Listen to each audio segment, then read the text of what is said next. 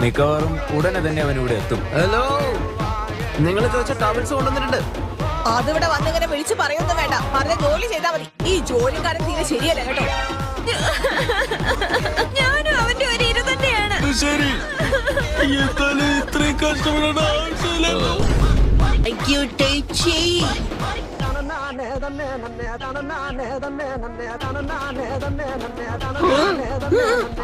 അത്ഭുതം തന്നെ, അവൻ മൊത്തമായിട്ട് അങ്ങ് അകത്താക്കിയല്ലോ. എന്റെ പുഴു നൂഡിൽസിനോട് നീ കാണിക്കുന്ന ഇഷ്ടം കണ്ടിട്ട് എന്റെ മനസ്സ് നിറയുന്നു. കമോൺ, ഞങ്ങളോട് ഡീറ്റെയിൽ ആയിട്ട് പറ, എന്തൊക്കെയാ ഇവിടെ സംഭവിക്കുന്നത്? എനിക്ക് ഇവിടെ സംഭവിക്കുന്നതിനെ പറ്റി ഒരു ക്ലൂ പോലും കിട്ടുന്നില്ല. കുറച്ചുകൂടെ വലിയ പ്ലേറ്റിലൂടെ ഒരുപാട് യുദ്ധമൊന്നും ചെയ്ത് പരിചയമില്ലാത്ത നമ്മളെ പോലുള്ള കുറെ ആളുകളെ ഇവര് വാർഫ്രണ്ടിലേക്ക് അയക്കും പരീക്ഷിക്കാൻ. പിന്നെ എന്തൊക്കെ നടക്കും എന്തോ. ഇതുവരെ നമ്മൾ കണ്ടിട്ടില്ലാത്ത അക്കാഡ് സുൽക്കിക്കാട് നമ്മളെ വളഞ്ഞിട്ട് എന്ത് ചെയ്യും എന്തോ, ഒരു പിടിയുമില്ല.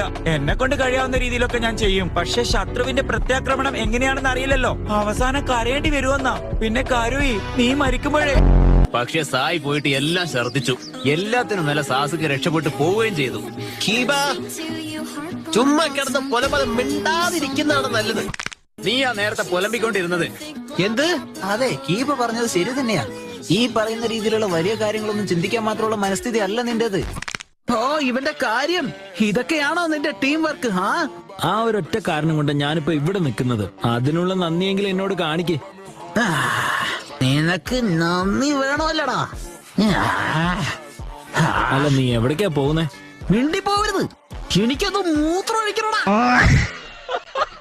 അക്കാലി, സോറി, നിന്നെ ഞങ്ങൾ ശരിക്കും മനസ്സിലാക്കിയില്ല.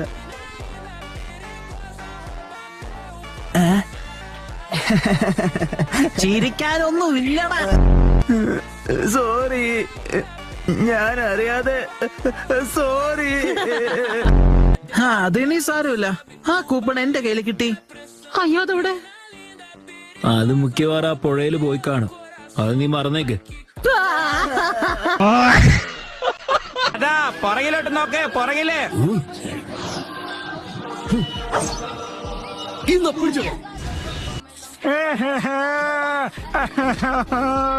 അവനാള് കുറച്ച് സ്ട്രിക്റ്റ് ഒക്കെ ആയിരുന്നു, എന്നാലും നല്ലൊരു പാർട്ണർ ആയിരുന്നു. അങ്ങോട്ട് നോക്കിയേ, ഒരു പലഹാരക്കട. നമുക്കൊന്ന് പോയി ശ്വാസം നേരെ എടുത്താലോ? ഈ ദിവസം മുഴുവൻ നടന്നതല്ലേ, എനിക്ക് ആകെ വയ്യാതായി. നിനക്ക് പിന്നെ ഒന്നും കുഴപ്പമൊന്നുമില്ലല്ലോ. ചില സമയത്ത് നീ ചെറിയ പിള്ളേരെക്കാളും കണക്കാണ് കേട്ടോ. എന്തിനാ ഇത്ര ധൃതി? നമ്മൾ ടൈൽഡ് ബീസ്റ്റിനെ പിടിക്കാൻ പോകുന്നത്. അത് എവിടെയാണെന്ന് പോലും നമുക്കറിയില്ല.